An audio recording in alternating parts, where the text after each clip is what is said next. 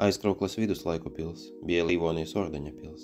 To norobežoja Daugavas augstais krasts un Karikstes upes grava. Pils atradās pie pārcelšanas vietas pār Daugavu. Pils nosaukums atvasinās no Daugavas Līvu pilskalna Askrata, ko Livonijas krustakara laikā krustneši nodedzināja un uzbūvēja savu vietā. Tad pēc cīņām ar zemgaļiem un sakāvas no lejšiem uzcēla vēl vienu jauno pili tepat netālu. Tās sienas arī palika līdz mūsdienām. Pili smagi izpostījuši Krievu un Poļu karapuļki, tad pēc Poļu Zviedru kara tā savu militāro nozīmi zaudējusi un pils sabruka. Tās akmeņi daļēji izmantoti apkārtnes zemnieku mājām un blakus celtajai baznīcai. Pils kopējais ārsienu garums sasniedza 60 metri, tas ir iespaidīgi.